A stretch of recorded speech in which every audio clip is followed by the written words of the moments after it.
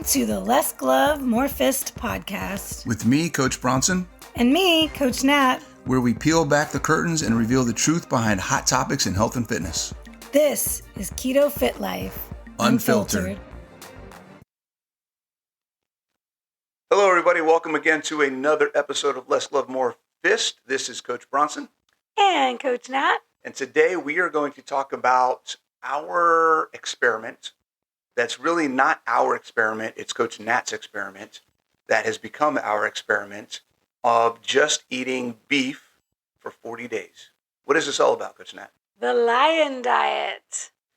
So your girl is turning 40 now in 31 days from now, February 15th.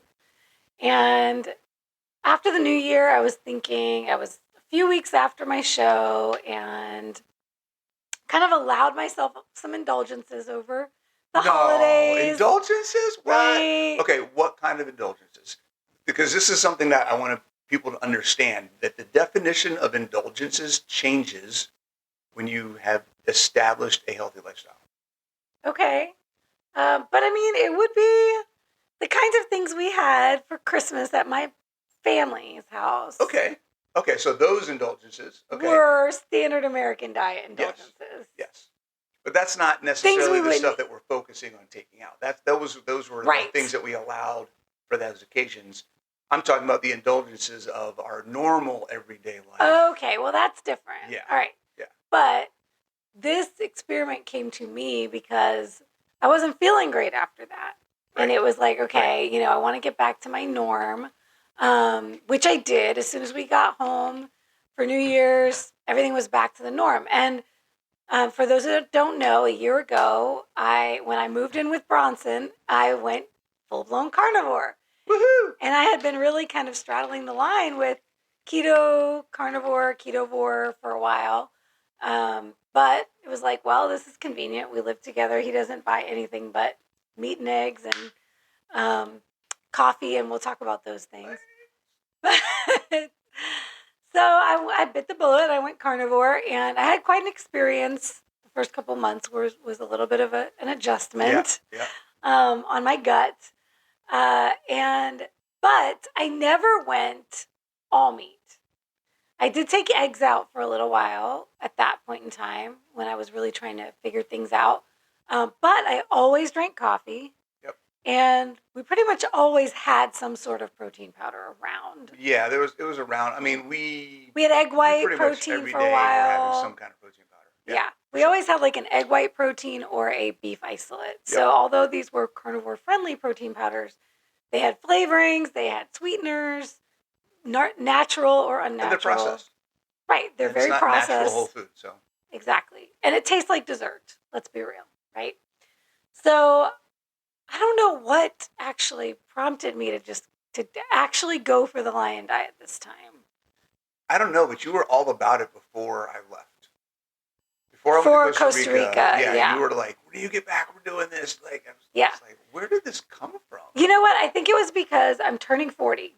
And I was like, okay, I'm turning 40 not that long after the new year. And I want to go into 40 feeling better, feeling and looking my best, better than ever. Yep. And when I turned 30, when I was like 28, 29, was when I first committed to changing my lifestyle, when my whole transformation journey began.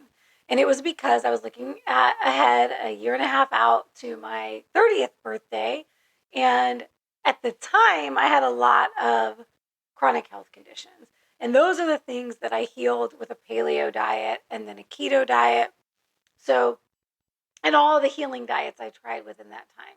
GAPS, AIP, Whole30, all of these different kinds of basically paleo, low carb healing diets. And I had gut issues. That was like the root cause of everything else. Most of the time, y'all, if you didn't know, if you're struggling with any kind of chronic condition, it starts in the gut. All disease begins in the gut. Hippocrates said that, father of medicine. So something needs to be looked at with your gut if you're experiencing any other health issues. You heal the gut, that is the foundation of everything else. So ultimately it was wanted to do something as a challenge to myself in the new year leading up to my 40th.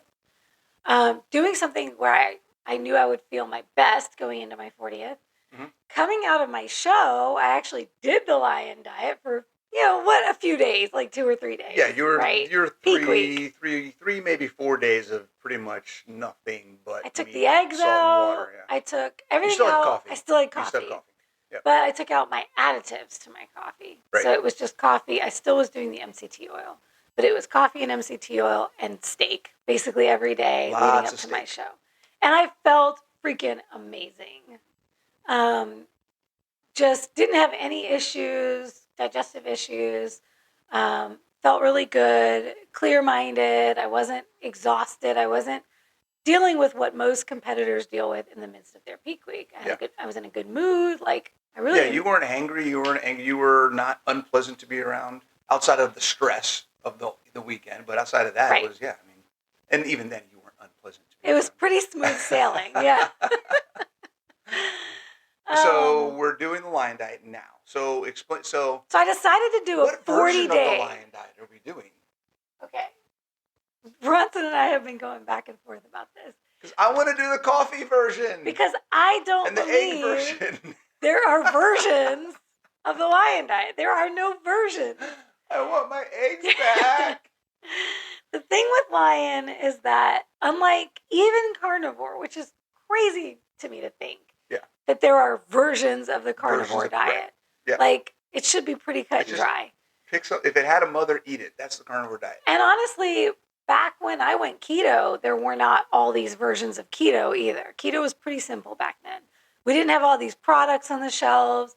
We didn't have like all these versions of keto that you could dirty keto and lazy keto and all these different ketos. It was just like cut out the carbs, cut out the junk, eat real food.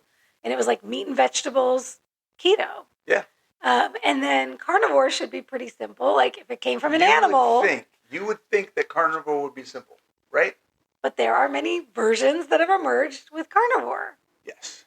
But the lion diet, I will argue, does not have any blurred lines. It is meat, salt, and water. And when I say meat, they typically mean ruminant animals. So beef, lamb, you could do wild game meats like elk.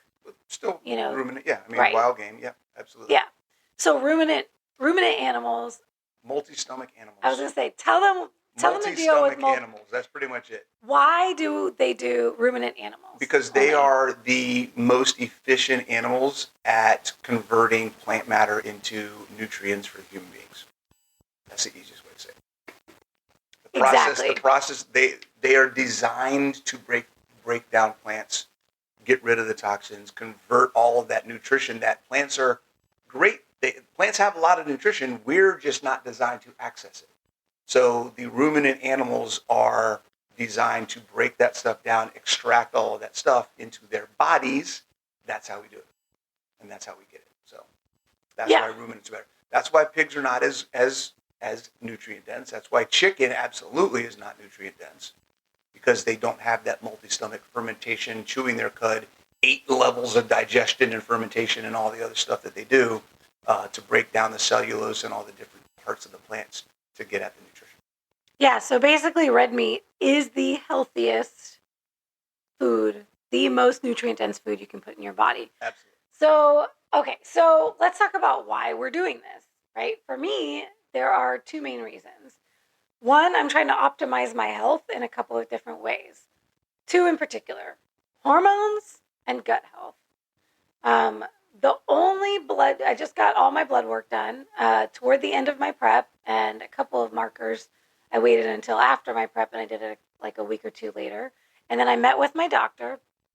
And the only marker that's concerning at all is that my testosterone was low. Everything else was beautiful. All my lipids, my thyroid, all of it was fantastic. Mandy Mac says eating chicken makes her hungrier. Oh, yeah. And one of my clients recently said that too. I got a message that said, girl, what's up with chicken? Like, she ate a pound of chicken breast and she was not satiated. I need more food because there's no fat. guys, you got to combine some fat with your protein. That's what triggers satiation. That's what triggers the insulin response that you're looking for from your meals. Okay. You need fat and protein together. If you haven't heard us talk about that before, we'll probably end up talking about it again at some point. So just keep listening. And another feather in the cap of ruminant meats, animals, is that, like chicken, for instance, if you're doing the chicken breast and you're having to add fats, it's not going to have the same effect that it would have if you had a fatty meat that was made that way, that came with the fat already incorporated into it. So like adding avocado or adding olive oil or adding something to your chicken, or even butter or animal fats, it's not going to be the same effect as you would get from eating a steak. Absolutely. Okay, so let's see, Your so the hormones. So I'm trying to optimize my testosterone, which let me just put a little aside here that I got my testosterone done at like 6 weeks out to the show. So it's very possible that it's actually already improved. I'm going to get it tested again in mid-February. My doctor gave me some supplements I could take to help that process, but I decided I did not want to take the supplements, so I haven't ordered the supplements yet. I wanted to try the Lion diet to see if it can just correct that on its own. What supplements did he give you? DHEA was one of them. Yeah. And then the other was a blend of herbs. And it had horny goat weed in it. Horny goat weed? I can't remember what else was in it. I think there was actually a little DHA in it as well. Ashwagandha. It was ashwagandha. Possibly. Okay.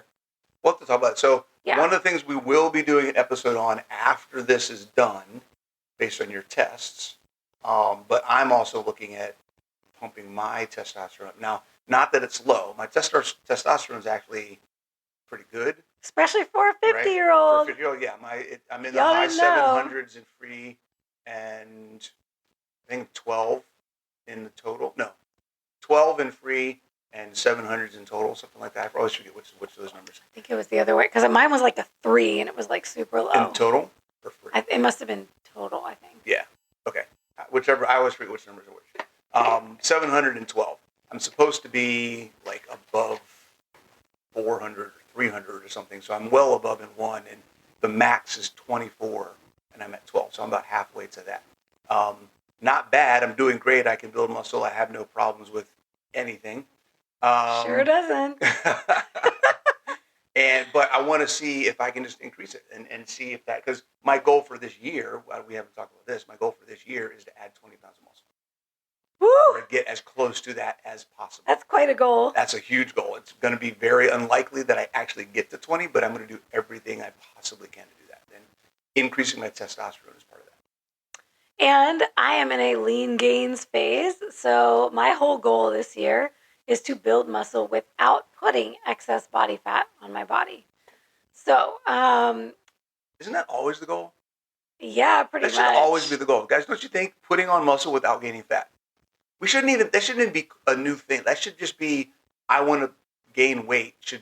That should just be muscle what people weight. think. Muscle weight. I'm thinking muscle weight. Yeah. I mean, the background there is that I've always unintentionally bulked and put on too much body fat, more than I'm comfortable with in my off seasons, which really they're not off seasons, they're building seasons. Yep. But I have not been intentional about my building seasons. I've treated them like off seasons. And although I train really hard and I build muscle in those seasons, I have too much fat on my body. I don't feel comfortable. Stuff your face. I allow too many things. And in the past, I haven't been carnivore in my off season either. Yeah. So I'm sure that played in. Would you say that going carnivore is the biggest impact I've had on your life? Oh, man. Random, out of the blue question, y'all. I can't say for sure because I think that you've had major impact on my life in other ways. Yeah. Health-wise. Heart-wise. Heart-wise. All right, so you were... So your hormones was one thing. That was the next thing. Yeah, and I still, for my ladies who struggle with your cycle, I still struggle with my cycle. You just had a breakthrough, though. this is something, I've dealt with since I got my period when I was 11 years old. And so, almost 30 years that I've been dealing with this. And I was on, from the time that I was probably, however young I was when they allowed me to go on birth control, started birth control pretty early. I tried every different birth control there was. Like I went off and on all different ones and had all kinds of problems. And then eventually, when I was turning 30 and I'd gotten off all of my other medications for all my chronic conditions, the last medication I got off was birth control. And I refused to ever put those chemicals in my body again. So when I got off of that, I was doing a whole 30. I was doing my first whole 30, and I had the best cycle I'd ever had. Yep. And so it's pretty clear that when I'm eating really clean, even before I went keto, but when I was eating really clean on keto, when I eat really clean and I'm solid on carnivore, I have better cycles than when I'm indulging. But there are still some things. I still deal with symptoms. I still have like a day and a half of really bad pain. Guys, it's bad. Like I came in the other day and she was like laying on the bed, just out of it, like moaning. With a heating got pad the heating on. pad on, and yeah. Now this month, and I feel bad because there's nothing I can do. Right. I mean, it's like I want to rub your back, and you're like, "Don't touch me." Pretty much. I do still get the mood changes. I get irritable. I get very irritable. No.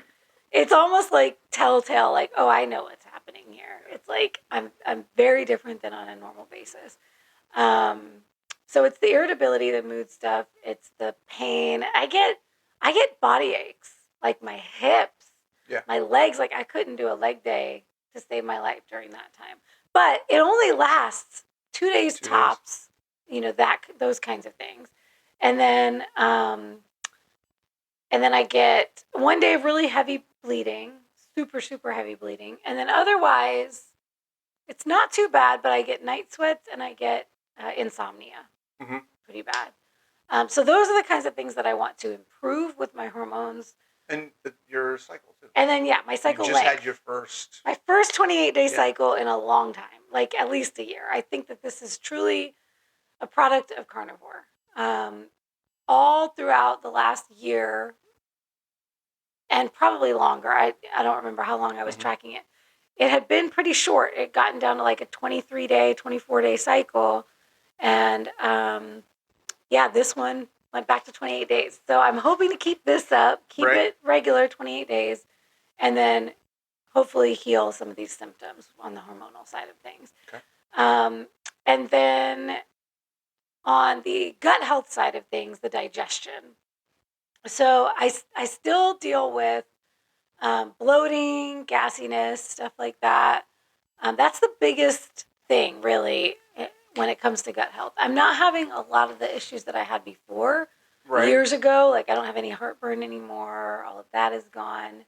But my biggest thing that we wanted... Oh, now I remember what got me to do this. Okay, here we go. I was doing a live on IG with Dr. Sarah Zaldivar. Oh, okay. Okay. And she was asking me about my ailments. We talked about all the things I'd healed over the years. Yep. And what I was still dealing with. And I told her I still take betaine HCl and digestive enzymes with all my meals. Yep. And she suggested Lion Diet. Shout out to Dr. Zaldivar. So it was Sarah. Awesome. Thank you for introducing me to this. So that's what planted the seed. And I thought, well, it really would be nice to not have to buy those supplements ever again. And it is inconvenient that I have to take them with every meal. And you're not taking them now? I am. Which one what did you stop taking? I stopped the apple cider vinegar. Ah, okay. So we're now, y'all, if you didn't know, we're a week into this Lion Diet experiment.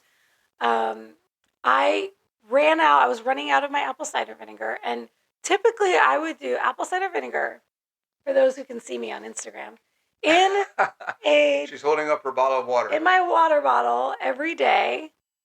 Real quick, for you guys watching on my live on Instagram, can you hear her talking? Just out of curiosity. And for people watching Nat on her Instagram live, can you guys hear me talking? Can you hear Coach Bronson on my IG live? Okay. So that would normally have apple cider vinegar. This would typically have about, I would put anywhere from 1 to 3 tablespoons in my big 72-ounce jug, and then I drink that all day. So I pretty much never drank water without apple cider vinegar in it. And then with my meals, I would take a shot of apple cider vinegar with some electrolytes, with some salt. And I would take that with my betaine HCl and my digestive enzymes. Sorry, for some reason, every time I hear electrolytes, I just want to say, Brondo, it's got electrolytes. It's what the body needs. It's got what you need. Do y'all know that reference? Every single time. Shout out to anyone who knows that reference. Oh, Rondo, and Celeste tells me, babe, that she can hear both of us on my live. Okay, who said that? Celeste. Okay, thanks, Celeste. Oh, I got a bunch of people saying yes on mine too. Cool. Yes. All right, great. Cool. Yeah, I'm getting all the yeses now. Awesome. Okay. Thanks, everybody. Great. So I'm glad you're not only hearing a one-sided conversation. But you can imagine how inconvenient it would be. Pull out my apple cider vinegar and pour a shot with every meal. And that was so that my body could break down the capsules that the betaine HCl and the enzymes is in. Because at one point in time, even just taking the capsules, I still would have the major symptom that I'm trying to alleviate is this feeling of not feeling full when I eat my meal, but 3 or 4 hours later, I'm stuffed. Stuffed. Like it's like it just hits you. Uncomfortably full. And it's because I have slow gastric emptying. And so if anybody has experienced something similar, it's likely this is what's happening with you. It's slow gastric emptying, and that means that the food is not leaving your stomach, and that is because you do not have enough stomach acid. And a lot of people experience stuff like this when they go carnivore and they realize they're having problems breaking down their meat, because this typically is going to happen with proteins, because you need to have enough stomach acid to break down the proteins. It doesn't mean that you're not designed to eat meat. Exactly. Okay? It means there's something else going on. This is one of the most frustrating conversations I have with people. Well, I've tried eating meat before and it just doesn't work for me. That's because something's wrong. Okay? A normal functioning human being does not have a problem processing and digesting meat. So if you are having a problem digesting meat, you need to dig into the root cause of what that is. It's not normal for human function. So whether it's slow gastric emptying, whether that's low stomach acid, whether that's something else going on. Well, and something I can say too is that majority of people actually have low stomach acid. And this is because the majority of people are not consuming enough protein. Or sodium. Right. Oh, yes. Because sodium is the other piece of that. Sodium chloride is the precursor for hydrochloric acid. Chloride, hydrochloric acid. You need sodium to have good stomach acid. Which is another reason why I put the salt with the apple cider vinegar in the shot that I would take with my meals. And so when you notice, like, if you've been eating low protein for years, which most people on a standard American diet are not eating enough protein, and then you try to eat more protein, it's going to be difficult for you. And it's likely because you don't have enough stomach acid. So we actually did a YouTube video a while back on our old channel that I think we have now put on this one. Right, babe? Less glove. Which one? I'm responding to Marnie again. The one about stomach acid, the testing your stomach acid. That's on the Less Glove More Fist YouTube channel. We did a video on how to test your stomach acid. Yeah, that's on it. At home. So you can do a simple baking soda test. Yep. So check us out on YouTube and you can find I'm good. How to do that. Yeah. It was very clear. We can do that test again at the end of the lion diet and see if I do better. Interesting to see if it changes, yeah. So I have phased out the apple cider vinegar. I was running out of it, and I was like, well, you know what? I'll just not buy more, and we'll see how this goes. I also have a brand new bottle of betaine HCl or the BPP by Thorne, which has pepsin, pancreatin, and betaine HCl in it. That's what I take with my meals. I haven't opened it yet. I have little bottles left of what I already had. So my plan is to start phasing that out next. Because right now I feel great without the apple cider vinegar. I don't think I need it. Yeah. But my whole goal and what the seed that Dr. Zaldivar planted in my head was trying to get off those supplements. So truly the last thing I think I need to heal my gut fully is to build back up my natural stomach acid so that I can digest without the help. Yeah. And after a year on carnivore, I would think that it's probably healed quite a bit.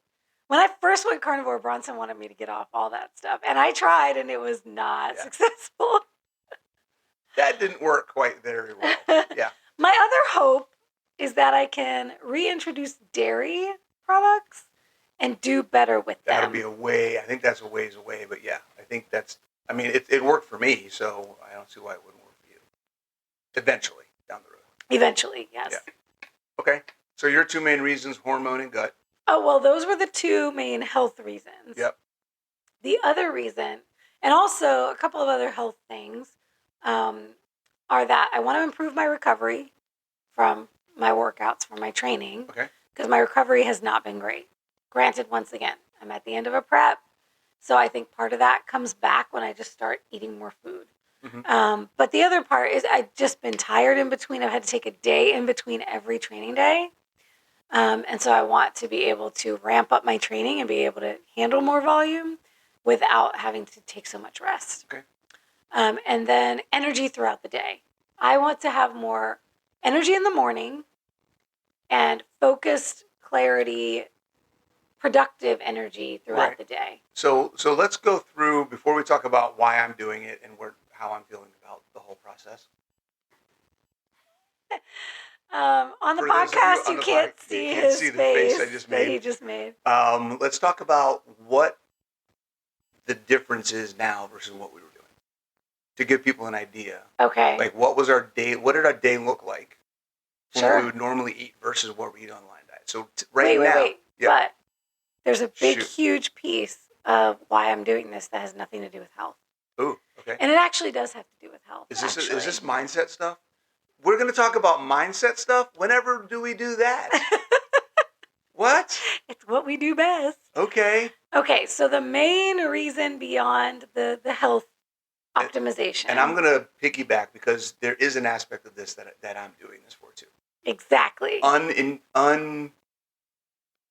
Internally motivated, but still doing it. Okay, so it is one word. I can sum it up in one word. Detachment. Yep. Whenever I feel I'm being too attached to anything in life, it needs to go. I just need to practice. It doesn't mean it has to leave my life forever, but I need to practice detachment from it so that I am not too attached. And so, especially when it comes to... Let it go. I cannot with him, y'all. But especially when it comes to like things that are not benefiting my health, benefiting my life, right? So, for instance, Netflix binging at night and losing sleep and waking up groggy and then not having an energetic day the next day. Okay. And that's kind of tied in with this too, Absolutely. right? We've changed that too. Yeah. Attachments to food. And many of you are probably dealing with attachments to sugar, right? For us, that's like protein ice cream that we make at home, like stuff like that, sweet treats. And I was doing a lot of that. During my prep, I was doing all kinds of things because it was all about hitting my macros for a fat loss goal. I had my fat got lower than it is for me. Normally, yeah. And that was uncomfortable. And so it was, how can I make this more enjoyable so I can make it all the way to the end of prep? And so I did everything I could. I made all kinds of treats and protein pancakes and all the things that just would make it a little more enjoyable. And that was for that purpose.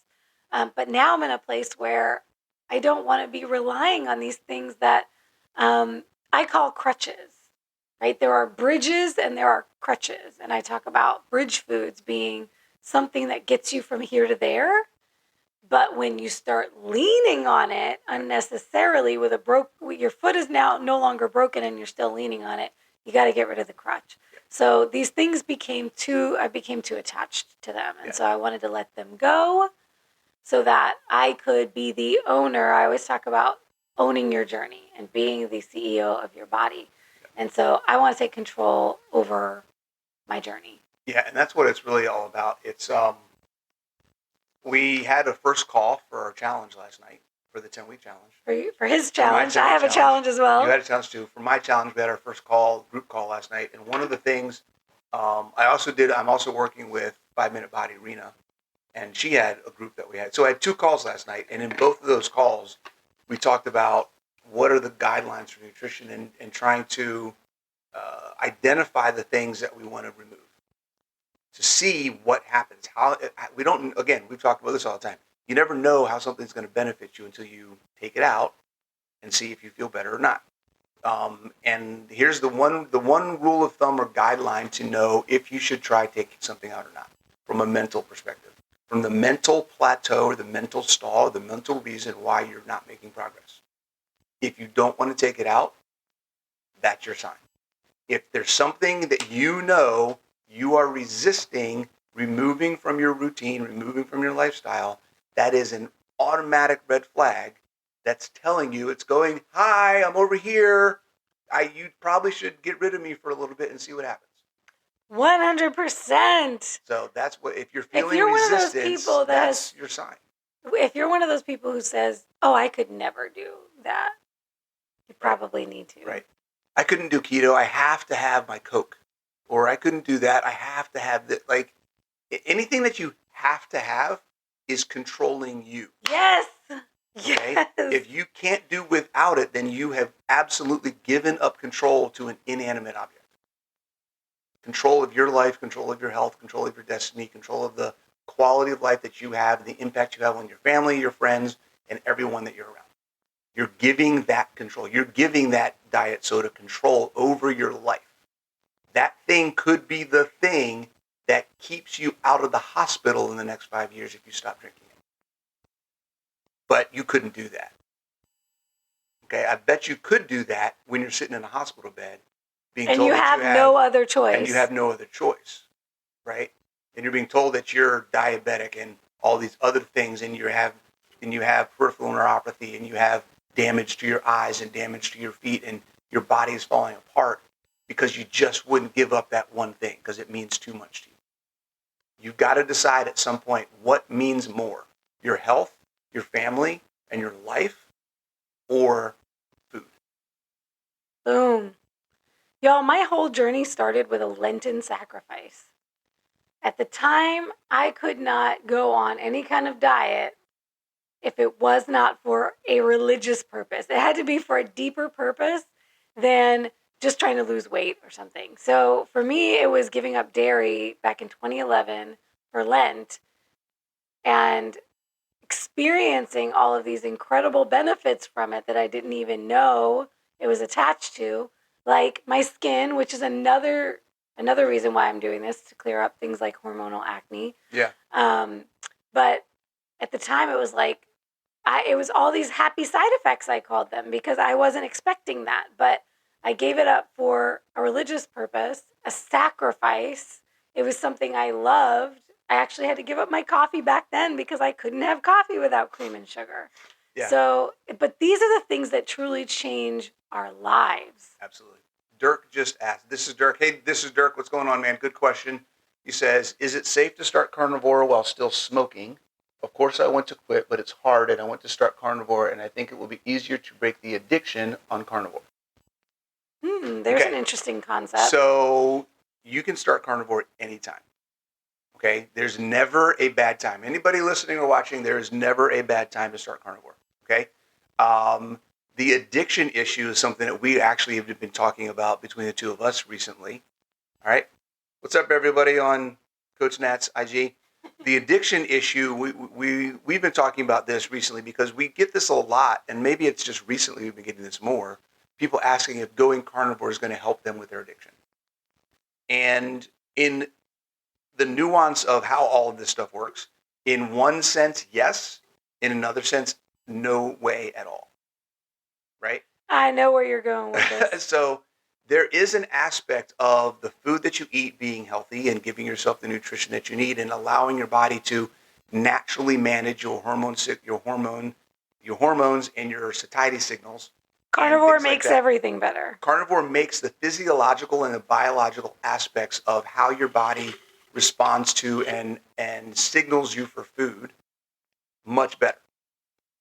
That doesn't account for or replace the inner work that you still have to do to deal with the mindset and emotional connection you have and the habit loops that you have developed over the years that lead you to do the same thing over and over again that has nothing to do with the physiological or biological function of your body. Say it louder for the people in the back.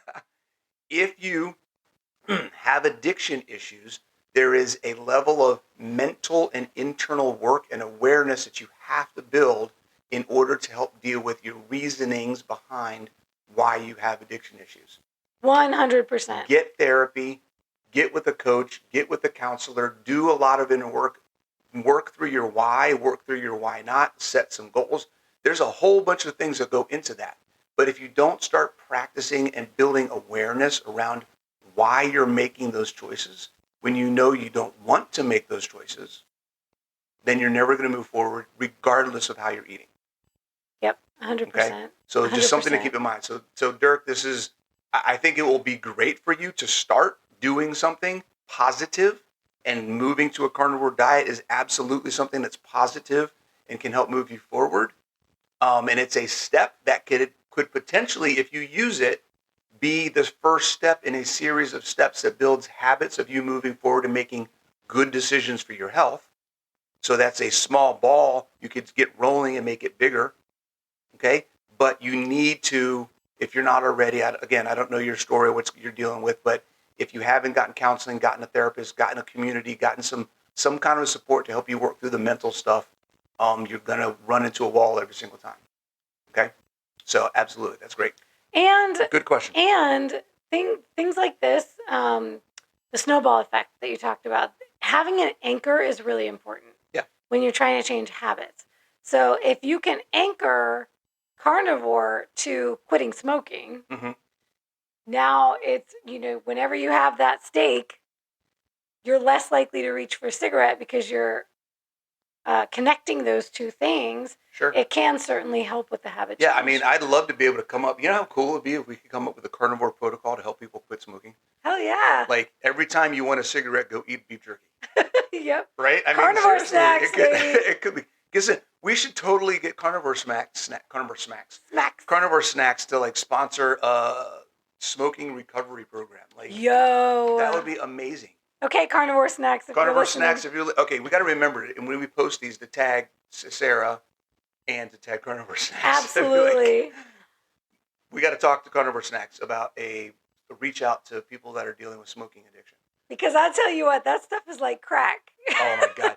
We just went through 4 out of 5 bags in a couple of days here. They don't last in this household. Marnie said, what you're saying is almost word for word what I wrote in my journal yesterday. Awesome. Way to go, Marnie. Good job. Journaling is a powerful first step for sure absolutely. Of understanding yourself, taking that time. Okay, so let's talk about what's changed on the Lion Diet. Then we'll talk about why I'm doing it and what my thoughts are. What my thoughts are. Okay. Okay, so for me, what I was eating normally was a lot of eggs. And by a lot of eggs. All the eggs. By a lot of eggs. We haven't ever tracked how many eggs we'd buy in a week. Oh my God. So many. Because I'll do at least a dozen a day. I would go back to the store multiple times in a week to get this man more eggs. Yeah. So my normal, not Lion diet is, depending on carnivore, what other meats. Your normal carnivore. Is normal, yeah, my normal carnivore diet. Depending on what meats I'm eating, it could be anywhere from 6 eggs in a day to 18 eggs in a day, if I'm feeling egg happy. A pound to 1.5 pounds of lamb or beef. If there's pork, if we've got pulled pork or we've got something that we did in a crock pot, I'll eat that. Pretty much whatever meat we have, plus a bunch of eggs and butter. I mean, that's pretty much what I eat every day. And then sometimes coffee in the morning. Coffee in the morning with heavy cream. Most days I put a scoop of Equip in the coffee. Protein. And make like a beef protein isolate. So I'd make a chocolate mocha. And that's pretty much it. And then in the evenings, not every night, but most nights, we'd make a Equip beef protein ice cream milkshake smoothie something or other. Pudding, something of that whatever, nature. yeah, something, because we We didn't have have a creamy. 3 different ice cream makers now. We didn't have a creamy until after Christmas, and now we have a creamy. We've got your ice maker. We have 3 different ones. We have the Ninja. Yeah. No, we have the Ninja blender. We have the Ninja Creamy, and now we have this new little ice cream little maker ice cream thing. Little personal ice cream maker that she got. And we're not using any of them. Right now, we're not.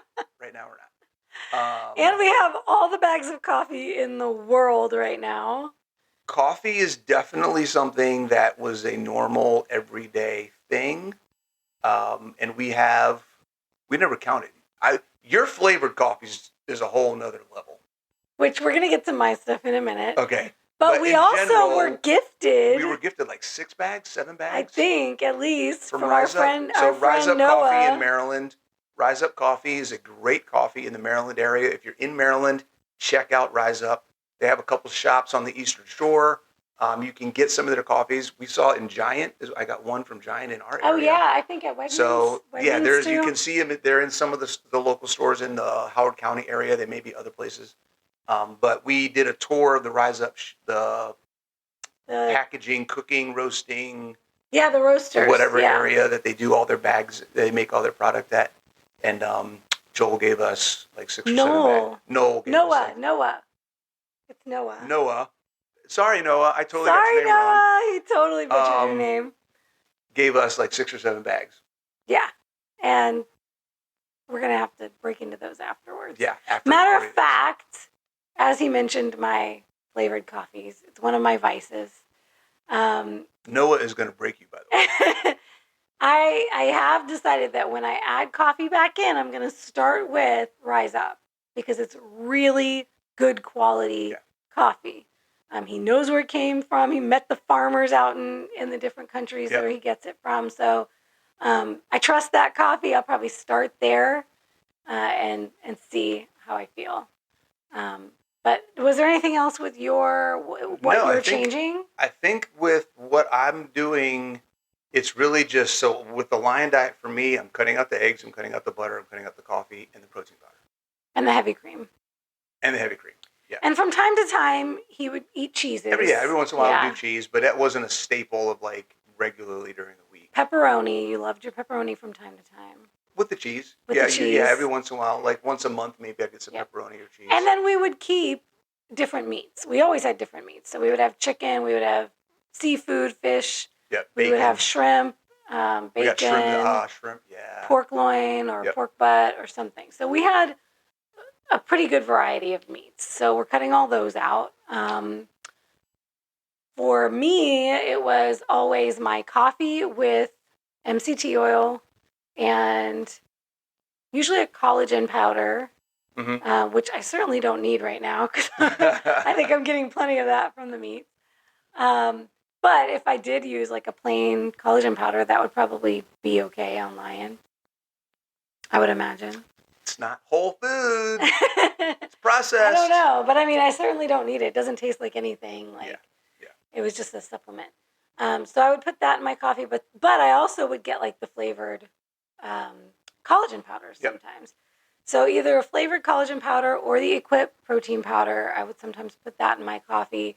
Nut pods. I started to become really attached to my nut pods during prep. I hadn't had those in a long time, and then I started buying them all the time. Well, you know what it was? It was Christmas, and we were in Sprouts one time. Yep. And we were just walking along, and they had the holiday, and she saw like the holiday limited edition flavors, nut pods, and her brain exploded. She's like, "Oh my God, nut pods!" Yep. Yeah, and then that was it. I'm a sucker for limited edition flavors. She's a sucker for packaging. No, it's limited edition flavors. Okay. Holiday flavors in particular. It's the peppermint mocha and the eggnog were like my jams. So, so I was all over the nut pods. And that stuff, I mean, if you're dairy-free and you're on a ketogenic lifestyle, it's a great choice because the macros are not too bad. It's not super high fat like heavy cream. Yep. If you can't handle dairy well, it's the perfect substitution. Yeah, and if you're living at your goal and you're not having any issues where you think it's messing with you. But it does have, right? But it does have like guar gum. I can't Mhm. remember what else, but it has like a couple of those stabilizer things in it. So anything usually, and typically any of the dairy-free milks, they're adding those kinds of things to them. Even the heavy cream, we've had a hard time finding. Which is, well, because, so we went to half and half because we can't find heavy cream that doesn't have gelling gum in it. Or guar gum or one of those, yeah. So it's tough to find things without that stuff. So for me, though, it was definitely the coffee. I would make like a luxurious coffee, and it was almost like a dessert, like a Starbucks type. And then just the variety. I love variety. So I would have salmon almost every day. I would have chicken. For a long time I didn't have chicken, but then prep life, and I had high protein and lower fat, and I was buying we were buying a lot of deli chicken too, which does have it was really good, but it does have that. Should we count that in our normal thing? Because that kind of became a normal. What? The deli chicken and the Primal Kitchen mayo. Oh, yeah, which was another thing. The Primal Kitchen mayo, the mustard, and the deli chicken became staples for us. Because we found deli chicken for cheap didn't have anything in it, just chicken. Except they all have something. So it has like a solution that does have less than 1%, whatever. But it didn't have like the garbage that most of them have. It didn't have like cornstarch and maltodextrin, dextrose, or any of that. But it did have like 1 gram of carb. So you know that it's got some kind of sugar in the solution or something. So taking that out, I think that disturbed my gut. I do think it did. Sure. The Primal Kitchen mayo has quite a few ingredients, and they do add things like the gums and stuff to it. And then, of course, mustard. Some people do fine with mustard. Other people who are sensitive, mustard causes issues. It is a seed. Yep. It's herbs and spices can cause problems for people. Sure. So that's the other thing we're taking out. Right. The mayo and the mustard and the spices. Both of us. The spices. We're not doing any spices. No pepper. No lemon pepper. Garlic. Garlic was a major one. I forgot about. Why did you remind me about garlic? Garlic. He's missing the garlic a little. What am I doing? And I did a lot of like the Middle Eastern spices. I love curry and allspice. Oh, and I just started doing Yo Mama. Oh, Slap Your Mama. Slap Your Mama. Was his favorite. Amazing stuff. Yep. Yes. So yeah, no spices. We're just doing salt now. So that's a big shift, because if you're used to adding a bunch of spices to flavor up your meals, which is also another, like when we think about this concept, using spices to flavor your meals is a huge step for some people who are coming from standard American diet, where you're dousing things in PUFA oils, like in these sauces that are canola oil based. So using spices is a great step from doing something like that. Getting that flavor, getting some taste. Absolutely. And that's something we've done for a long time. So that was just another step. So for me, it's definitely the spices, definitely the coffee and all the accoutrements to the coffee. Accoutrement. And then what else? I could sneak in some super dark chocolate from time to time, or make my own chocolate with cocoa powder, coconut oil, MCT oil, like I said, in my coffee, which are all plant-based items. Hot cocoa, we would do hot cocoa with our Equip, with our protein powder. That and with water. And then what else? All the different meats and seafoods, the mayo, the mustard, the spices, and then, of course, the protein ice creams. That just became way too regular. Right. And I definitely noticed a huge impact to my gut after eating those ice creams. Yeah. What's up, Josh from North Carolina? Glad to have you here, man. So in case you guys haven't figured out, there's a lot of variety and there's a lot of things you can throw into a carnivore diet. I mean, look at how many things we just named off. Right? So anybody that tells you carnivore is restrictive, you can tell them, I just listened to Coach Nat and Coach Bronson. It didn't sound very restrictive to me. They just named off like 25 different things that they had to cut out to go lion diet. If you want to talk about a restrictive diet, the lion diet is a diet for you. Okay, so let's talk about the purpose of a lion diet. Yes, The because reason people go on a lion diet she's about to go off. is that it is an elimination diet. Now, in my journey, I've been on many of these. I mentioned GAPS. I mentioned, Whole30 is a form of elimination diet. So Yep. there's a lot of different AIP, all these different kind of diets. They're built to heal. So they have to take out the offenders. Lion diet is truly, and I used to say this about carnivore, that carnivore is the ultimate elimination diet. But truly, lion diet is the ultimate elimination diet. You are taking out everything that could possibly be causing any You're getting literally inflammation. the only things that your body requires to survive. Meat or protein, fat, electrolytes, Salt and water. That's it. Those are the only things that you as a human being need to function. And that's what the lion diet is. Boom. So the goal with this is to do this. I said 40 days because I was like, I'm turning 40, so I'll do it for 40 days. And that's a little bit longer than the 21 days to form a habit, or a little longer than a 30-day, which a lot of the time elimination diets are done in 30-day, 60-day, 90-day increments. My goal and my plan with this is to then start slowly introducing one thing at a time, so that I'm not introducing everything at once and confusing myself in terms of what could be causing the issues. Right. Okay. So she's doing this because she has some specific things she's looking to see how it affects her body. I'm doing this because she asked me to. Actually, I didn't. You offered.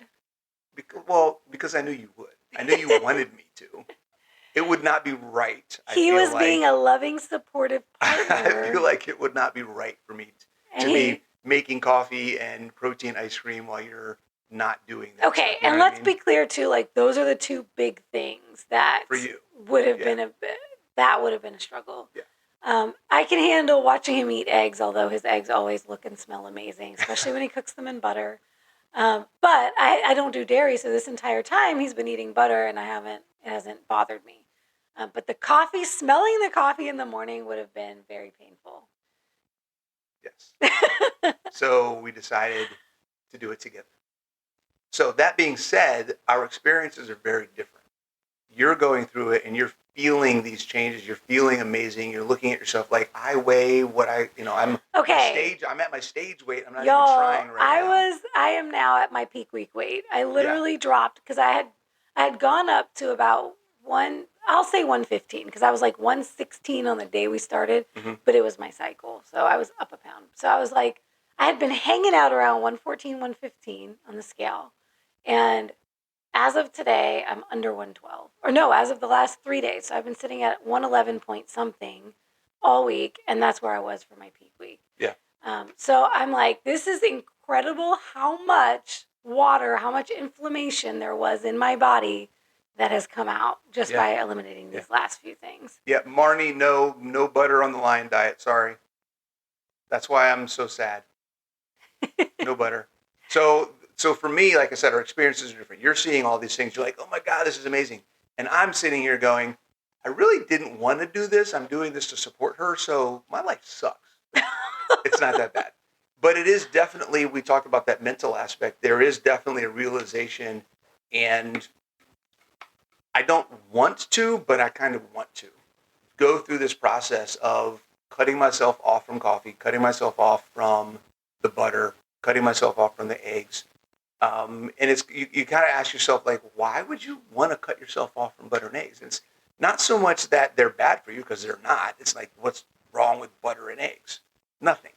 But the fact that I am missing eggs, missing butter, that's a signal to me that I have become attached to something, like we talked about earlier, that I should be attached to. I don't need an emotional connection. I shouldn't be sad when I can't eat eggs. Right? Wow. I shouldn't be. I have been sad because I don't eat eggs, but I'm not eating eggs for the next few days because I've made that decision. So that realization and going through that process is definitely something that, I hate to say this, but it's possible that this may be like something we should do every year. Just take 30 days Ooh. And just practice that process of just disconnecting and detaching temporarily from things that we're used to doing and saying, hey, look, I'm going to go for 30 days. And the idea, guys, it's not foreign. If anybody's got any experience in the church, in religion, fasting is not a foreign concept, right? It's something that we do on a regular basis in many religions to have that separation and to reconnect with the purpose and the reason and all the different things to that not you're be trying to do. attached to the things And of the to world. not to get rid of the idols, right? And all those other things. So the idea of idolatry works just as well in food as it does in religion. Yep. What does this mean to me? Because nothing has any meaning except for the meaning that we give it. Oh, yep. Have you seen that video on TikTok? I forget who's talking. Hispanic actress, I can't remember her name. She's talking about, she says, if I curse you in Spanish and you can't understand me, the curse means nothing to you. Oh, You're that's not powerful. affected by it. If I do the same thing in English, then you get upset because you put meaning to the words. Woo. But if I curse at you in a language you don't understand, I know what I'm saying, and the words haven't changed. They just mean nothing to you. Wow. Wow. Right?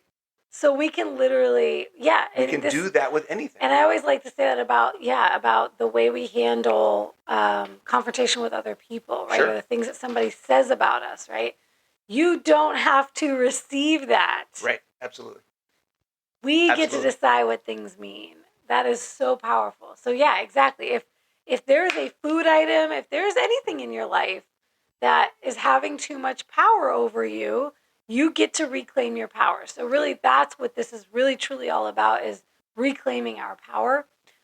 For me, it's also attached to, like, my coffee was a whole morning ritual. Oh, yeah. And it was taking time out of my day that I could be devoting focused time I could be having for something else. It's super easy to just grab my water bottle and go now. Yeah. So I'm not taking that time out of my day. And for me, it was part of my, so my routine in the morning, I'm a get out of bed. As soon as I'm out of bed, I'm working.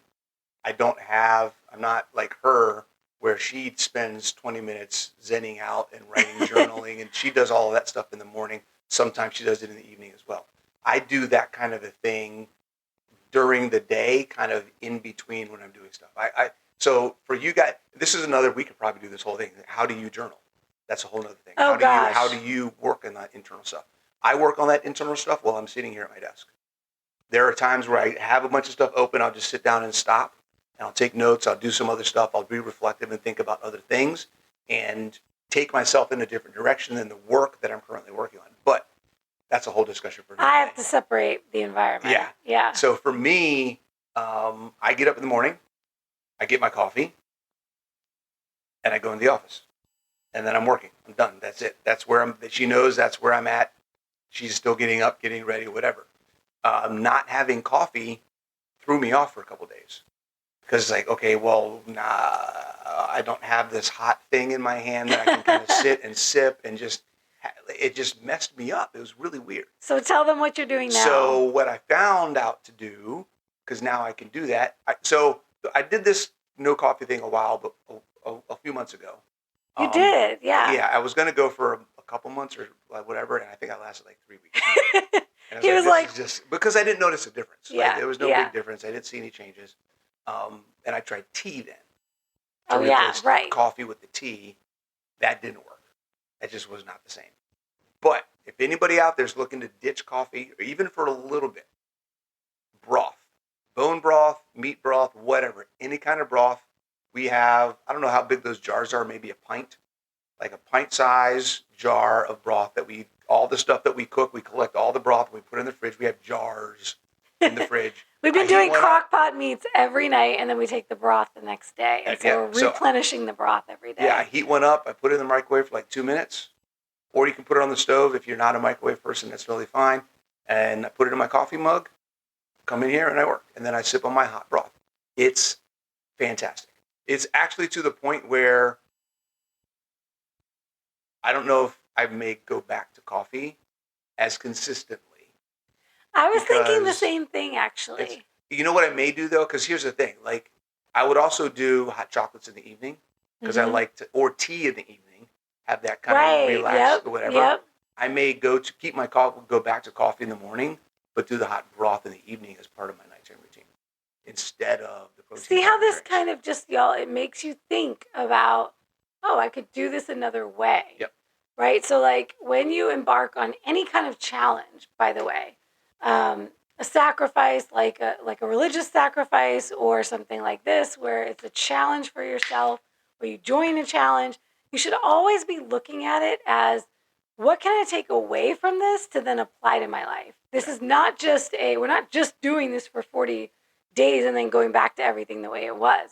It's because there were things, like for me, there were things I wanted to change about the way I was showing up in the world, the way I'm showing up in my own life. And so if I'm vegging out, watching Netflix and eating protein ice cream every night, like that's just not the vibe I want. I want vibrancy. I want energy. I want alertness. I want presence in my life. I want us to have sit down conversations at night rather than always turning on the TV. And we had kind of gotten into that habit. And so it's just a way to kind of totally shake things up and make you think about doing things differently. Yeah. And we had a movie night last night, which was nice to now have something to look forward to put on the TV and do that together versus like it just being an autopilot kind of a thing. And then also, too, I mean, how much time when we were doing it every night, how much time was initially spent trying to find something to watch? Because we already freaking watched everything. And then we would end up on our phones while we're watching TV. We're not engaging with each other. We're not engaging with what we're watching. It's just zone out time. Yeah. And, I do believe that there's a part of us that needs a little bit of that, like chill out, wind down. Mm-hmm. But there are lots of different ways to do it. And zoning out of your life, numbing out, as people call it, which is a reason why so many people turn to food, because when you're shoving food in your face, you're not present. It's escapism. That is not a good way to live. Yeah. So you can wind down without numbing out. Absolutely. So when we talk about the lion diet, what do you think? Have you thought about this yet?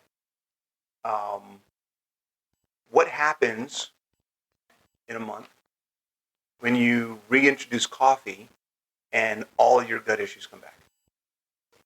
I am so afraid of that happening because I really love coffee. I'm really hoping that is not the case. But I have to be honest with myself. Yep. Like I said, the protein ice creams. When I'm saying this for anybody who's new listening Pretty right sure now, that's going to cause problems. We make those at home with just the equip. It could have been the nut milks too, like the almond milk, the coconut milk. Mm-hmm. I haven't thought about that, but any combination of things. So I have to be cognizant and be prepared that certain things I may discover just don't work well in my body and cause those problems to come back. And if so, then I have to decide, is it worth it to me to put something in my body that's going to do that to my body? Yep. And if it is, then how often are we talking? Like, it shouldn't be an everyday thing. Right.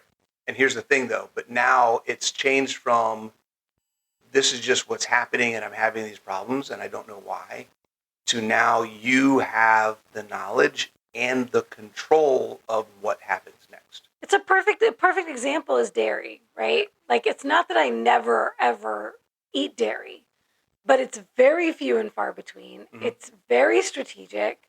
And it's when I'm like, okay, if I know what's probably going to happen after this, and I have to be prepared for it. Right. So it would probably be like that, and I have been thinking too about the concept of caffeine, right? And when you're drinking coffee all the time, it's not giving you those effects that your body's not responding to it the same way because your body's gotten used to that level of caffeine. Right. Whereas if somebody takes coffee out for a while and then puts it back in, they notice that jolt of energy that they get from it. So if I put coffee back in and I realize, I'm having gut issues again or whatever might happen to me, I'm thinking, maybe that'll be a Sunday special thing I could do, or on a day where I have more time, leisure time in the morning, once or twice a week tops. But it's all going to depend on how I feel. Maybe it's just once a month I decide to do that. But that remains to be seen. We will see. But Yeah. that goes for anything. Like anything that I discover is causing problems, I can certainly say it will not become a staple in my life. And it will have to be something that I'll just have to consider the consequences, right? Right. This whole thing is about consequences. All right, and you're doing updates on your YouTube or IG? How's all that YouTube. kind of, So okay. YouTube, I'm doing a whole series. I'm going to do a weekly. I'm actually filming the first week tomorrow. What's up, Dawn? Dawn of the Underground is on. What's that? I'm filming the first episode tomorrow after week 1. Okay. To share all the details. And then every week I'll do an update there on my YouTube. Right. But I'll probably also be posting that stuff on Instagram as well. Okay, cool. And I'm doing a random post here and there. Like I did one this morning, kind of talking about the same stuff we talked about. And then Dawn said she waved. She actually waved. Hi, I'm waving back. And I'll be doing updates, probably not as frequently as you, because this is kind of your thing. I'm just riding your coattails on this. But I will be doing updates a little bit here and there so people know how it's going. For me, the other thing I am interested. I probably will do a testosterone test at the end, sometime in February, just kind of see if it's made any changes. But then also as a beginning to the next phase, because after this, I want to specifically focus on increasing my testosterone. So I want to know where it is from there. So yes, I'll be doing all those tests again. Well, whatever tests my doctor wants me to do again. Definitely the hormone panel. Okay, cool. All right. We got anything we want to throw in? We good? I think we're good. We're at an hour and 5 minutes, so I think we should probably cut it. Yeah, that's good for me. I'm doing a whole episode tomorrow on my journey, so I can slide anything in there. Check out Coach Nat's YouTube tomorrow. Are you posting it tomorrow? Are you doing it live? What are you doing? No, I'm recording it tomorrow, so it'll be sometime this week. Right, we're saying tomorrow. This episode is probably not going to come out for a week, but they'll probably be out. They'll both be out by then. And what's your YouTube channel? My YouTube is Keto Bikini Secrets. You can search it on YouTube. Okay. Or probably if you search my name, Natalie Grasso, it'll probably come up that way as well. Awesome sauce. All right, guys, take it easy. Thanks for coming to this episode of Less Love, More Fist. Remember, if you have any topics or things that you want to hear us talk about, please let us know. You know how to get us at Coach Bronson, at Coach_Bronson_Keto on Instagram. And you are at the Keto Bikini Pro on IG. And just let us know what you guys want to hear. We'll talk about whatever that you want to talk about that has to do with mindset, fitness, or nutrition. Take it easy, guys. Don't forget to lift, eat meat, sleep, repeat. Peace out.